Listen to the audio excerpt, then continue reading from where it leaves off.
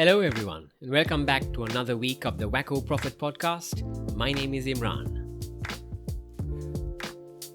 The Wacko Prophet podcast is something that I started very recently in early September because I've always wanted to talk about fiction and thought I'd give myself a bit of a soapbox to do exactly that. It's a weekly thing and I release episodes every Sunday at around 7 am Sri Lankan time, and the first series I thought I'd tackle is Cobra Kai, which is now on Netflix Sri Lanka. I've been going episode by episode for this series just so that I can work out the kinks of running a one-man podcast, and once season 1 is done, I may decide to continue discussing TV series one episode at a time, or may do a longer podcast episode talking about an entire season of a TV series in one go. Or of course I may graduate into talking about movies where I'll dedicate 1 or 2 episodes to really go in depth into analysing in a very layman's kind of way individual separate movies that I've watched and enjoyed over my 30 years in existence. This week, Cobra Kai Never Dies, episode 4 of season 1 of the YouTube Red and Netflix show Cobra Kai. Now from here on out I'll be calling episode 4 number 4. And when I refer to previous episodes, I'll refer to them by their respective numbers as well. For example, if I'm referring to something that I talked about in episode 1, I'll say, as I mentioned in number 1, or as I mentioned in number 2 if I'm talking about episode 2. And if I'm talking about the current episode that I'm recording about this week, it'll be by the name of number 4 going forward. Now remember, I will not be reviewing this episode or describing it beat for beat. What I thought I would do and what I think I'll do going forward, at least for the Cobra Kai season 1, is that for each episode, I'll talk about the things that I liked, I'll talk about the things that I disliked, and maybe I'll talk about I'll highlight certain important things that I think any potential audience should know. I may also make certain predictions like I've done so in the previous 3 episodes as well. I do realize the entire season and then some is up on Netflix already, which makes this entire prediction thing a little redundant, but bear with me because I like to get into it, like I said previously, and talk about stuff like that, just for the heck of it. Okay then boys and girls, let's get into it. Reminder on where we left off. We find out in number 2 that Johnny has a kid. They don't really go into too much detail except to confirm to us that the relationship between Johnny and his kid is not too good. In number 3, we find out confirmed that Kyler is an absolute dick. And Miguel learns to stand up for himself and to kick.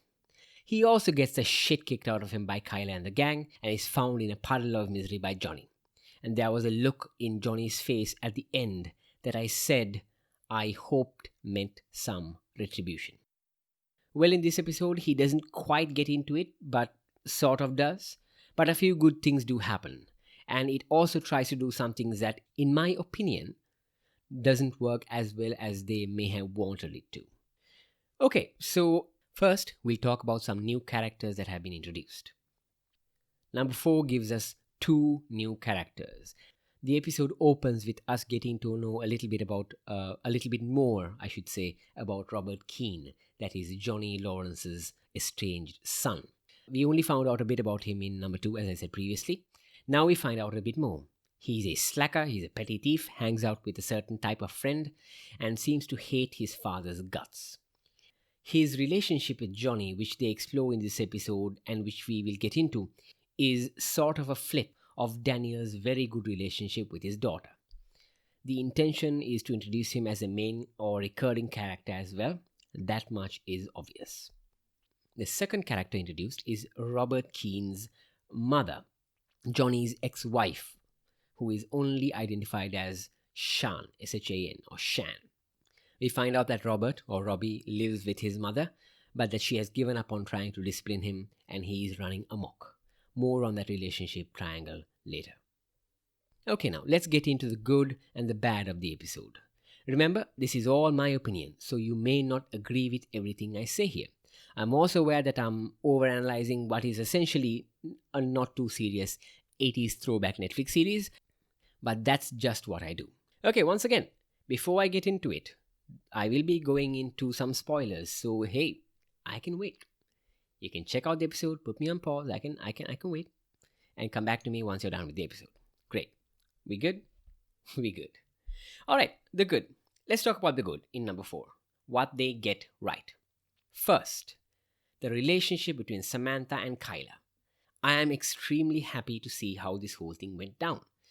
I predicted in the last episode that Cobra Kai, the series, would drag this teen relationship drama to the very last episode, and that Samantha would be blissfully oblivious to what an absolute twat Kyler is. Well, I stand corrected. Samantha, in fact, finds out about Kyler's true nature, his actual face, in more or less the exact same way that I said she would, with the difference being she finds out in number 4, essentially one episode after they started dating, and in a very short time in Cobra Kai Showtime as well. She overhears him being a dick to Miguel and his friends in the library by coincidence, it looks like. So it happened exactly as I said it would, with the difference being that it happened a lot earlier than I predicted it would. I don't know if there'll be any future thing between them, but as of now, they seem to be done. If I am correct, let me tell you right now, thank you, Cobra Kai, for doing that. It would have been unrealistic for the character of Samantha that we know of, for her to continue dating Kyler after she found out about who he really was. And it would have also been unrealistic for her to take a long time to find out, because they go to the same high school and Kyler is not exactly very careful with where and to whom he does the bullying. So once again, you get a tip of my non-existent hat for just bomb rushing that little melodrama, because it would have, in my opinion, weighed the show down for them to drag that whole affair on and on until the end of the season, as I initially thought it would. Some cool little detail in that scene when she does walk out on him when Kyler is trying to be a creep in the cinema. She does use some karate-esque moves to avoid his attempts to physically hold her and restrain her, which is a pretty cool little detail. It shows that she's still practicing, or at the very least, she's capable. She's competent in the art. Maybe we'll see some of that later. I would much rather see Samantha the fighter than Samantha being involved in this really weird, typical, standard teen melodrama. Second good thing, we really get to see some of Johnny's would-be family life up close and personal. Like I mentioned earlier, number 4 introduces us to his estranged son and wife, and it's a brutal episode for Johnny all around. Before I continue, one thing that you should know about me is that when it comes to any type of fiction, TV series, movies, books, games, stage drama, you name it, I'm usually pretty comfortable with anything. I can get into watching violence, nudity, horror, you name it, I'll watch it. Nothing phases me, and I'm with it as long as it makes sense within the context of the story. All that with the exception of family drama. I don't know what it says about me, but I find it pretty difficult to watch personal, really well done, gut-wrenching family drama. Think Breaking Bad. I realize that I use that show as an example quite a lot, and there's a reason for that, it being currently my favorite show of all time. So think Breaking Bad, where the events of the series has a visible and believable strain on Walt's relationship with his wife and son, and how Jesse pretty much is an outcast to his own family. For some reason, I find those really brutal, really, really difficult to watch compared to any type of violence or anything, which is why it took me close to a year to finish that series, because as much as I loved it, I sometimes found it difficult to continue watching the series, especially when there are family matters involved. Okay, back to Cobra Kai. So Cobra Kai does that really, really well, where they show how Johnny's personal life is as messed up as we thought it would be. Number 4 lays on the family drama really, really thick. It's done quite well for a cheesy 80s throwback series, so consequently, I found it kind of hard to watch. But remember, this series is more interested, as of now, in the 80s fun karate thing, so it doesn't go too deep into the family stuff. Just enough for us to have some context on why everyone is where they are. And it makes sense. In a nutshell, Johnny has been an absentee father for, it looks like, most of his son's life, and his son and ex-wife have both given up on him. His son treats him like absolute shite, and his ex-wife is not much different, but with the implication that he has done enough to earn that ire from both of them. Again, William Zabka, the actor who plays Johnny Lawrence, he really does well riding that line of hinting at being an asshole while also getting you to feel sorry for him as well. There's a great scene involving ice cream, and if you watch the show, you know what I'm talking about, which is pretty on the nose, but it is really believable in terms of showing us exactly what Johnny is thinking and feeling. Okay, the third and final good thing, Johnny using his failures to focus his energy on what matters. This is great. We see in this episode how far Johnny has fallen and how much of a hole he is in, emotionally speaking. I mentioned in number 3 that he had a look on his face that spoke volumes at the end of number 3 when he found Miguel beaten to shit in the washroom. That look, as we find out in this episode, is guilt. He goes through a lot of guilt for what he thinks was his fault that Miguel got beaten up. He does something pretty on brand in the episode while drunk, something that irks Daniel LaRusso very much, but he does lick his wounds a little and then he goes back to what's important, which I appreciate. They don't really spend too many episodes kind of showing Johnny moping about, which would have gotten really old really fast. They show him grieving, they show him going through the shit, they show him getting drunk and doing something pretty on brand, like I said, but he moves on pretty fast. He kind of realizes where he's gone wrong. He realizes that everyone considers him a loser, and he does what he thinks is right, which is amazing. And that is another favorite scene of mine, of Johnny Lawrence trying to reason with Miguel's mom to try and convince her to allow Miguel to come back, because he's the only one who still believes in Johnny. So it does imply that Johnny understands how important Miguel is to him. So the pseudo father-son thing is pretty obvious.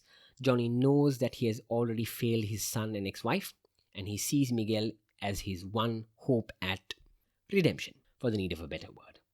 Cobra Kai doesn't take itself too seriously, but they do it right when it counts.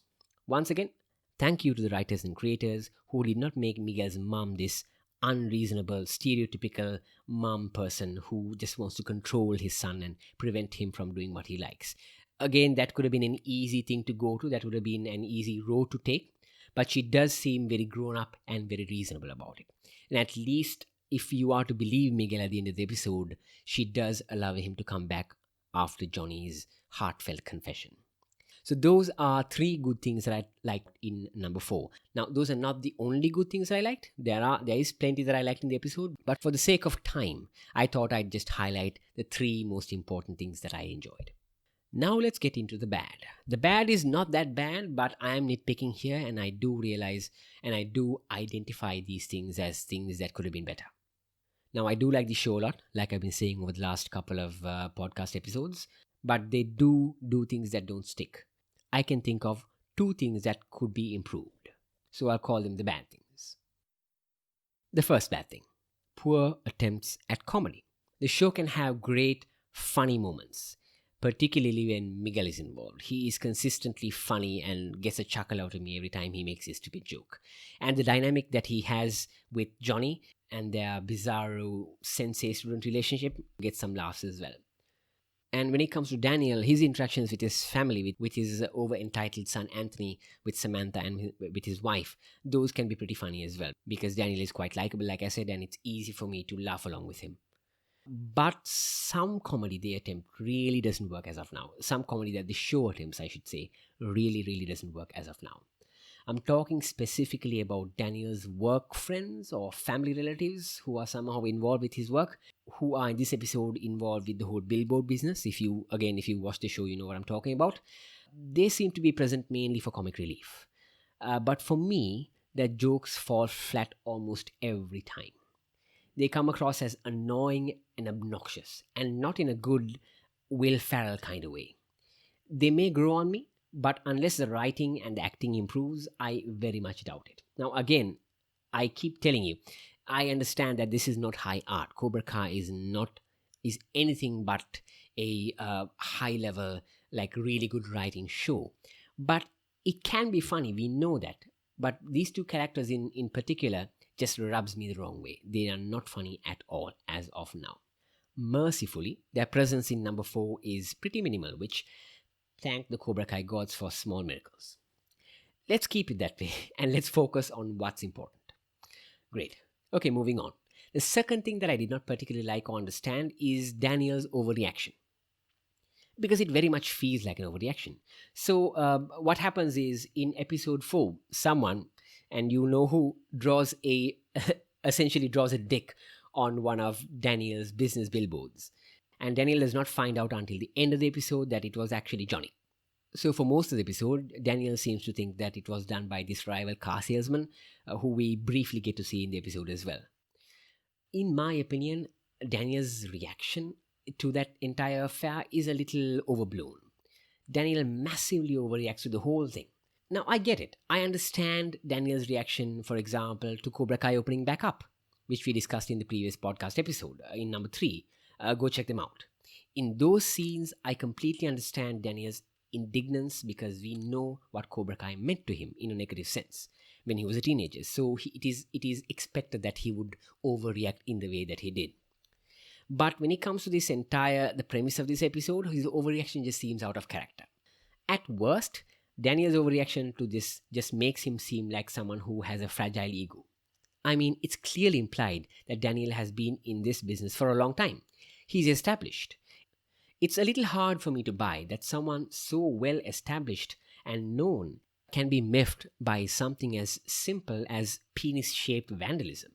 At best, it just feels like the writers are conjuring up a reason to create a scenario for Daniel to show off a cool karate move. Speaking of which, that's essentially what happens at the end of this entire situation before Daniel finds out that Johnny was the one responsible. I'm pretty sure when you go to your competitor's place of business and you kick a bubble tea out of his hand in front of others, that counts as harassment. Am I wrong? I don't know if they'll go anywhere with that, but it just feels contrived, the entire situation with Daniel being so fragile with this about this entire dick situation is a little overblown in my humble opinion. Who knows? We don't know whether there'll be a lawsuit from the competitor or whether that's just for kicks and for jokes. Literally. Pun intended. Okay, so those are the good and the bad. I really don't want to dwell too much on it, but those are essentially what caught my eye as being good and what can be improved. Now, I don't expect Cobra Kai to be a fully serious TV series, not at all. But when it comes to the jokes, I would rather it come from the people we actually give a shit about. And right now, I do not give a shit about those two relatives / workers in Daniel's car sales place. Okay, I'll highlight a couple of more important things that I noticed and I should bring up, but I won't talk too much about. Number 1. Most people seem to think that Daniel's incorporation of karate into his car business is nothing more than a gimmick. And that stings him. They seem to be pushing Daniel towards starting a dojo of his own. And it looks like that might be out of spite as well, which is interesting to see. Remember, in number 1, we find out, or it is implied, that Johnny restarts Cobra Kai because of his spite towards Daniel's success. I still stand by that idea. So it now looks like they're setting up Daniel to also start Miyagi-Do, which was the name of the original dojo founded by Mr. Miyagi, out of spite as well. Out of spite for Johnny, as well as to show his competitors and everyone who doesn't believe him that no, he actually does do karate and he's actually good at it. So I'm down with that. Number 2, the semi-deep dive into Johnny's relationship with his family really works, and I want to see more. As much as it is difficult for me to watch that kind of stuff, I still want to see more because the spite dynamic he has with his son and with his ex-wife is interesting to see. And William Zabka and the writers get all the credit. And number 3, Miguel's abuela, his grandmother, is awesome because even though his mom very realistically worries about him, his abuela is implied to be this badass who wants Miguel to learn to defend himself, which is awesome. So there you have it. That's all my thoughts and ideas about episode 4, Cobra Kai Never Dies. So it's a very good episode. I really like it. It does feel a bit like filler as well, but I like all the topics that they analyze in this. And speaking of which, this is pretty much the format that I think I'll be sticking to going forward, at least with Cobra Kai. Like I mentioned in the beginning of the episode, I'll first talk about the good that I like, not all the good, but maybe 2 to 3 things that I specifically noticed and I want to bring to your attention. And then I'll talk about the bad, any bad that I notice. And then I'll talk about the important things that I think happened in the episode. And also I'll do predictions as well. So I'm quite glad to say that once again my prediction about Samantha's whole affair was wrong. I'll admit that with grace. And I love that they finished it off quite soon so that we can get to more important things. What it looks like will happen, and if I'm correct, I do remember that one trailer that I watched. There's a possibility that Robert Keane might join Miyagi-Do, which is something that I really, really do want to watch. So we can then get this showdown, or at least this rivalry of Johnny backing his protege, who is Miguel, and then Daniel backing his protege, who is Robert Keane. I initially thought that the protege that Daniel might back might be his own daughter, Samantha, which would have been cool to see. But it looks like the introduction of Robert Keane in this particular episode is no accident. So they just did it right when they were setting up Daniel's intention to restart Miyagi-Do as well. So that's interesting to see. So that's all we have for this episode. That's all I have for this episode. As I said, this is a one-man show. So thank you very much if you've been listening to me, to my wonderful, wonderful voice for the last 4 weeks. I do plan to continue this. As I mentioned previously, the main reason I'm doing this podcast as of now is not to earn money or not to earn street cred. It is more for my own satisfaction. Audio recording and YouTube essentially is something that I've been interested in a very long time, but I thought I'd start off with podcasts and do what I like, which is talk about fiction, which is talk about movies. So right now my focus is on building the Wacko Prophet podcast channel and talk about different movies and different TV series and books and games. So I really, really look forward to doing that for a very long time. As of now, according to my analytics, I have a very small audience, which is completely fine. If there are 10 people listening to me on a weekly basis, I will do it for those 10 people because I love doing what I do. And it is a learning experience.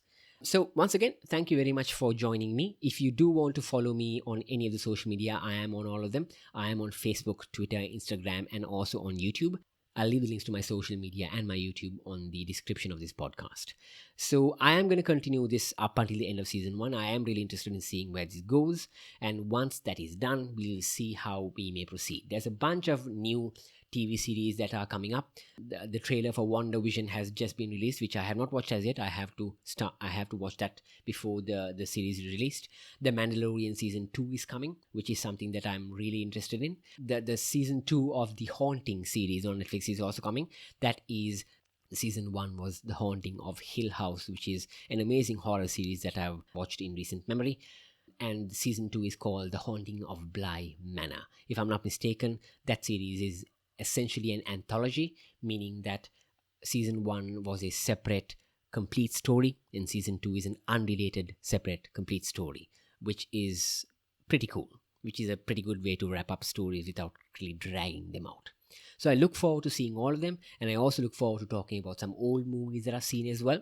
So we'll see. If you are interested at all in following my misadventures through this new venture that I'm trying out, please feel free to stick with me. Please subscribe and follow and kind of listen while I stumble through this new venture. And that's all I have for this episode.